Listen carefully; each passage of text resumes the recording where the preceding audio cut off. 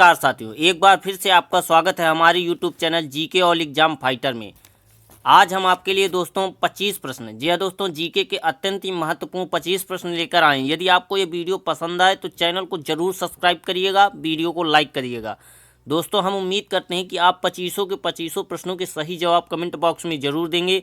तो चलिए दोस्तों, हम अपना पहला प्रश्न देखते हैं। हमारा पहला ही प्रश्न बेहद ही इंपॉर्टेंट है कि उज्जैन किस नदी के किनारे बसा है। बताइए यदि आपको इसका आंसर मालूम है कमेंट बॉक्स में कि उज्जैन शहर किस नदी के किनारे बसा है। नर्मदा नदी के किनारे, चंबल नदी के किनारे, क्षिप्रा नदी के किनारे या बेतवा नदी के किनारे। बताइए। जी हाँ दोस्तों, दूसरा is the right answer, Chambal. Ujjain हमारा चंबल नदी के किनारे बसा हुआ है। चलिए दोस्तों, अगला प्रश्न देखते हैं। हमारा अगला और दूसरे नंबर का प्रश्न बेहद ही इंपॉर्टेंट। आप इस प्रश्न को तुरंत नोट कर लीजिए, हो सकता है आपके अगले एग्जाम में यह प्रश्न आपको 100% देखने को मिले। और बताइए इसका आंसर यदि आपको मालूम है कि रक्त का रंग लाल क्यों होता है, यानी किस कारण हमारा रुधिर लाल होता है। बताइए। प्लेटलेट्स के कारण, श्वेत रुधिर कणिकाओं के कारण, ऑक्सीजन के कारण या हीमोग्लोबिन के कारण। बताइए। जी हाँ दोस्तों, चौथा is the right answer, haemoglobin की उपस्थिति के कारण रक्त हमारा लाल होता है। चलिए दोस्तों, अगला प्रश्न देखते हैं। हमारा अगला और तीसरे नंबर का प्रश्न बेहद ही इंपॉर्टेंट प्रश्न है। आप इसको तुरंत नोट कर लीजिए रफ कॉपी में। 100% आपके अगले एग्जाम में यह प्रश्न देखने को मिलेगा। और बताइए यदि आपको इसका आंसर मालूम है कि किसके द्वारा प्रकाश का रंग निर्धारित होता है, यानी कौन सा ऐसी चीज है जिसके द्वारा प्रकाश के रंग का निर्धारण होता है। प्रकाश के आयाम पर, उसकी तीव्रता पर, या उसके तरंग दैर्घ्य पर, या उसके वेग के द्वारा। बताइए यदि आपको इसका आंसर मालूम है। जी हाँ दोस्तों, दूसरा इज द राइट आंसर, तरंग दैर्घ्य पर। तरंग दैर्घ्य पर प्रकाश के रंग का निर्धारण जो है निर्धारित होता है। चलिए दोस्तों, अगला प्रश्न देखते हैं। हमारा अगला और चौथे नंबर का प्रश्न बेहद ही इंपॉर्टेंट प्रश्न है। आप इसको तुरंत रफ कॉपी में नोट कर लीजिए। और बताइए यदि आपको इसका आंसर मालूम है कि प्रोटीन के पाचक में सहायक है। बताइए कि प्रोटीन के पाचन में सहायक एंजाइम कौन सा है। यूरिएज, सल्फेटेज, ट्रिप्सिन या प्रोटीएज। बताइए यदि आपको इसका आंसर मालूम कमेंट बॉक्स में। जी हाँ दोस्तों, चौथा is the right answer, protease. Protein के पाचक में या प्रोटीन को पचाने में कौन सा एंजाइम सहायता करता है। प्रोटीएज एंजाइम सहायता करता है प्रोटीन के पाचन में। चलिए दोस्तों, अगला प्रश्न देखते हैं।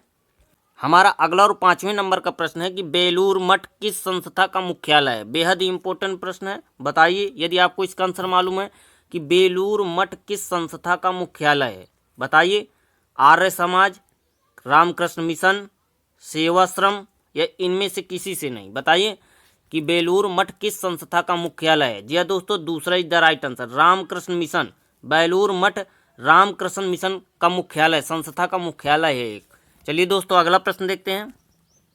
हमारा अगला और छठवें नंबर का प्रश्न है कि किस जात के नेता ने अकबर की कब्र को लूटा था। बेहद ही इंपॉर्टेंट प्रश्न है, कई बार एग्जाम में पूछा गया। हो सकता है आपके अगले एग्जाम में यह प्रश्न पूछा जाए, इसलिए आप इसको तुरंत रफ कॉपी में नोट कर लीजिए। और बताइए यदि आपको इसका आंसर मालूम है कि किस जात के नेता ने अकबर की कब्र को लूटा था। राजा राम ने, चूड़ामन ने, गोकुला ने या इनमें से किसी भी नहीं। बताइए।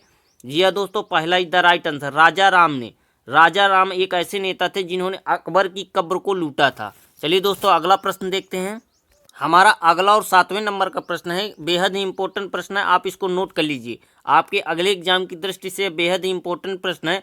और बताइए यदि आपको इसका आंसर मालूम है कि आलू का झुलसा रोग किसके कारण होता है। जी हाँ दोस्तों, आलू में जो झुलसा रोग हो जाता है वह निम्नलिखित में से किसके कारण होता है। जीवाणु के कारण, फफूंद के कारण, विषाणु के कारण या जस्ते की कमी के कारण। बताइए। जी हाँ दोस्तों, दूसरा इज द राइट आंसर, आलू का झुलसा रोग फफूंद के कारण होता है। चलिए दोस्तों, अगला प्रश्न देखते हैं। हमारा अगला और आठवें नंबर का प्रश्न बेहद ही इंपॉर्टेंट प्रश्न है, संविधान से रिलेटेड प्रश्न है। हो सकता है आपके अगले एग्जाम में यह प्रश्न 100% आपको देखने को मिले, इसलिए आप बताइए यदि आपको इसका आंसर मालूम है कि पंडित जवाहरलाल नेहरू कांग्रेस के कितनी बार अध्यक्ष रहे हैं। बेहद ही इंपॉर्टेंट प्रश्न है, आप इसको तुरंत नोट कर लीजिए कि पंडित जवाहरलाल नेहरू कांग्रेस के कितनी बार अध्यक्ष रहे हैं। 2 बार, 4 बार, 3 बार या 5 बार। जी हाँ दोस्तों, तीसरा इज द राइट आंसर, 3 बार। चलिए दोस्तों, अगला प्रश्न देखते हैं। हमारा अगला और 9वां प्रश्न है कि देश की सबसे बड़ी सहकारी आनंद डेयरी कहाँ स्थित है। बेहद ही इंपॉर्टेंट प्रश्न है, कई बार एग्जाम में यह प्रश्न पूछा जा चुका है। हो सकता है आपके अगले एग्जाम में यह प्रश्न दोहराया जाए कि देश की सबसे बड़ी सहकारी आनंद डेयरी कहाँ स्थित है। बताइए। गुजरात में, हरियाणा में, पंजाब में या उत्तर प्रदेश में? जी हाँ दोस्तों, पहला इज द राइट आंसर। देश की सबसे बड़ी सहकारी आनंद डेयरी गुजरात में स्थित है। चलिए दोस्तों अगला प्रश्न देखते हैं। हमारा अगला और 10वें नंबर का प्रश्न है कि रविन्द्रनाथ टैगोर द्वारा लिखित कहानी का नाम बताइए। बेहद ही इंपॉर्टेंट प्रश्न है, 100% आपके अगले एग्जाम में यह प्रश्न पूछने जाने वाला है, इसलिए आप इसको तुरंत बिना देर किए इसको नोट कर लीजिए और बताइए यदि आपको इसका आंसर मालूम है कि रविन्द्रनाथ टैगोर द्वारा लिखित कहानी का नाम बताइए। बताइए इनमें से कौन सी, चारों में से कौन सी रविन्द्रनाथ टैगोर द्वारा लिखित एक कहानी है? जी हाँ दोस्तों, चौथा इज द राइट आंसर, कबूली वाला। कबूली वाला रविन्द्रनाथ टैगोर द्वारा लिखी गई एक कहानी है। चलिए दोस्तों अगला प्रश्न देखते हैं। हमारा अगला और 11वें नंबर का प्रश्न है कि महावीर स्वामी का प्रथम शिष्य कौन था? बेहद ही इंपॉर्टेंट प्रश्न है, कई बार एग्जाम में पूछा गया है, इसलिए आप इसको तुरंत रफ कॉपी में नोट कर लीजिए और बताइए यदि आपको इसका आंसर मालूम है कि महावीर स्वामी का प्रथम शिष्य कौन था। बताइए, जमाली, चरवाक, भद्रबाहु या स्थूलभ्रत? बताइए। जी हाँ दोस्तों, पहला is the right answer, Jamali. Mahavir Swami का प्रथम शिष्य कौन था? जमाली था। यदि आपको यह वीडियो पसंद आए तो चैनल को जरूर सब्सक्राइब कर लीजिएगा ताकि आपको हर रोज बिना रुकावट के रोज वीडियो मिलते रहें। चलिए दोस्तों अगला प्रश्न देखते हैं। हमारा अगला और 12वें नंबर का प्रश्न है कि निम्नलिखित में कौन एक संगीतमय माना जाता? बेहद ही इंपॉर्टेंट प्रश्न है, 100% आपके अगले एग्जाम में यह प्रश्न पूछा जाने वाला है, इसलिए आप इसको तुरंत नोट कर लीजिए और बताइए यदि आपको इसका आंसर मालूम है। बेहद ही इंपॉर्टेंट प्रश्न आज मैं आपके लिए लेकर आया हूँ।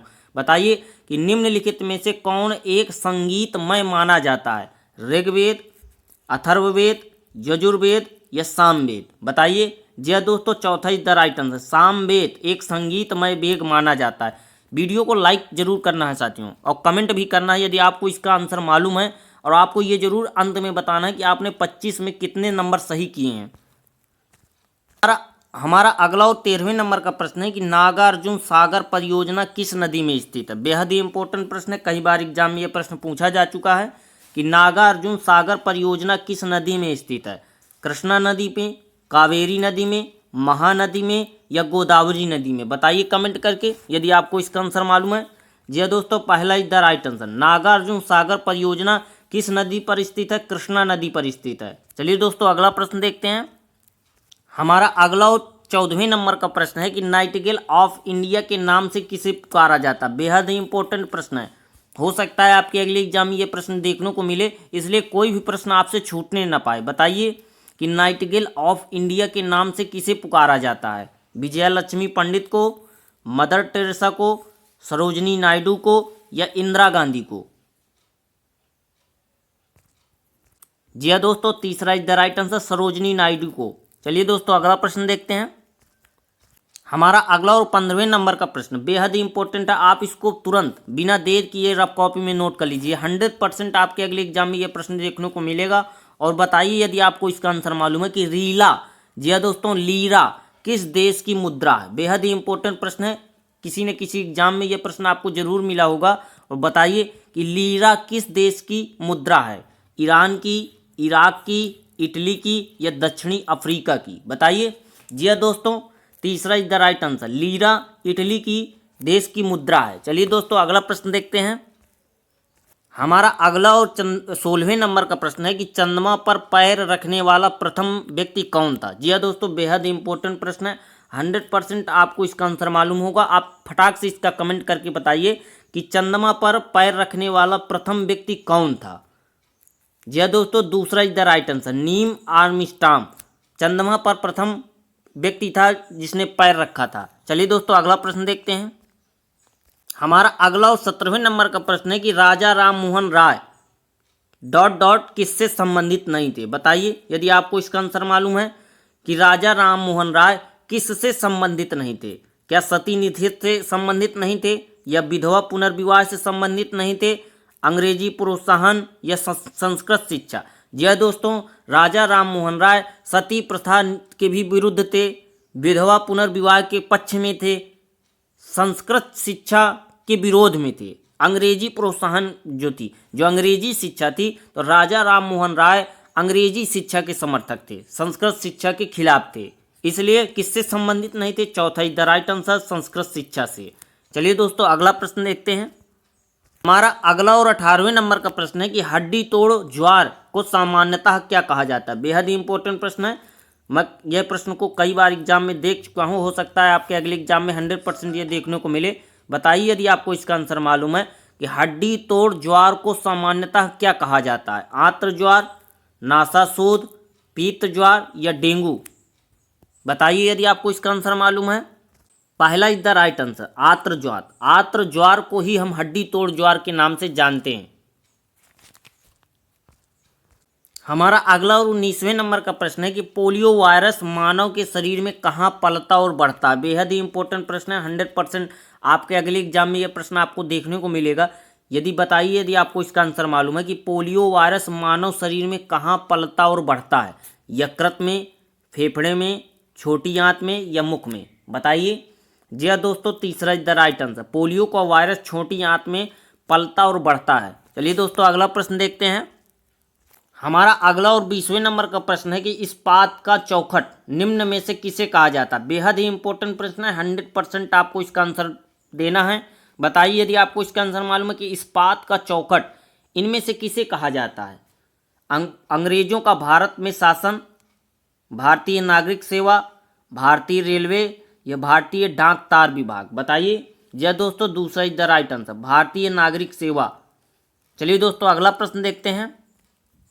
हमारा अगला और 21वें नंबर का प्रश्न है कि वाष्पोत्सर्जन में पौधे का कौन सा अंग भाग लेता? बेहद ही इंपॉर्टेंट प्रश्न है, आपको 100% इसका आंसर मालूम होगा। कमेंट करके बताइए कि वाष्पोत्सर्जन में पौधे का कौन सा अंग भाग लेता है? जड़, तना, पत्ती या फल? यह दोस्तों तीसरा इज द राइट आंसर, पत्ती। वाष्पोत्सर्जन में पौधे का कौन सा अंग भाग लेता है? पत्तियां भाग लेती हैं। चलिए दोस्तों अगला प्रश्न देखते हैं। हमारा अगला और 22वें नंबर का प्रश्न बेहद ही इंपॉर्टेंट है, 100% आपके अगले एग्जाम में यह प्रश्न देखने को मिलेगा। बताइए यदि आपको इसका आंसर मालूम है कि श्वसन के दौरान ऊर्जा कहाँ पैदा होती है? बेहद ही इंपॉर्टेंट है कि श्वसन के दौरान ऊर्जा कहाँ पैदा होती है? पर्णहरित में, माइटोकॉन्ड्रिया में, डीएनए में या आरएनए में? जी हाँ दोस्तों, इंपॉर्टेंट प्रश्न है, इसको आप तुरंत नोट कर लीजिएगा। हो सकता है आपके अगले एग्जाम में ये प्रश्न देखने को मिले, तो आपसे छूटने ना पाइए। जी हाँ दोस्तों, दूसरा इज द राइट आंसर, माइक्रोकांडिया। श्वसन के दौरान ऊर्जा हमारी माइक्रोकांडिया में पैदा होती है। यदि आपको वीडियो पसंद आया तो वीडियो को लाइक जरूर कर दीजिएगा और चैनल को सब्सक्राइब कर लीजिएगा। हमारा अगला और 23वें नंबर का प्रश्न है कि मनोयोग शब्द किस संधि से बना है? बताइए। इंपॉर्टेंट प्रश्न है, कई बार एग्जाम में यह प्रश्न पूछा गया है कि मनोयोग शब्द किस संधि से बना है? बताइए। वृद्धि संधि से, अयादि संधि से, व्यंजन संधि से, विसर्ग संधि से? जी हाँ दोस्तों, चौथा इज द राइट आंसर, विसर्ग संधि से। मनोयोग शब्द हमारा विसर्ग संधि से बना हुआ है। चलिए दोस्तों अगला प्रश्न देखते हैं। हमारा अगला और 24वें नंबर का प्रश्न है कि रिक्शा, जी हाँ दोस्तों, रिक्शा किस शब्द का भाषा का शब्द है? बताइए। वेरी वेरी इंपॉर्टेंट प्रश्न है, 100% आपके अगले एग्जाम में, यदि आपका हिंदी का पोर्शन होगा तो 100% आपके अगले एग्जाम में ये प्रश्न आने वाला है। बताइए कि रिक्शा किस शब्द या किस भाषा का शब्द है? चीनी भाषा का है, रूसी भाषा का, जापानी भाषा का या जर्मनी भाषा का? जी हाँ दोस्तों, तीसरा is the right answer, rickshaw हमारा शब्द जापानी भाषा का है। चलिए दोस्तों अगला प्रश्न देखते हैं। हमारा अगला और 25वें नंबर का प्रश्न है, बेहद ही इंपॉर्टेंट प्रश्न है, 100% यह प्रश्न आपके अगले एग्जाम में पूछा जाएगा कि कांग्रेस का 7वां अधिवेशन कहाँ आयोजित हुआ था? बेहद ही इंपॉर्टेंट है, आप इसको तुरंत नोट कर लीजिए कि कांग्रेस का 7वां अधिवेशन कहाँ आयोजित हुआ था। बताइए यदि आपको इसका आंसर मालूम है। ग्वालियर में, नागपुर में, मुंबई में या बंगाल में? बताइए। जी हाँ दोस्तों, दूसरा is the right answer, Nagpur में। नागपुर में 1891 में कांग्रेस का 7वां अधिवेशन आयोजित हुआ था। दोस्तों आज का यह हमारा वीडियो यहीं पर समाप्त होता है। यदि आपको यह वीडियो पसंद आया तो चैनल को जरूर सब्सक्राइब कर लीजिएगा और वीडियो को लाइक कर दीजिएगा। नमस्कार साथियों, जीके ऑल एग्जाम फाइटर को जरूर याद रखिएगा।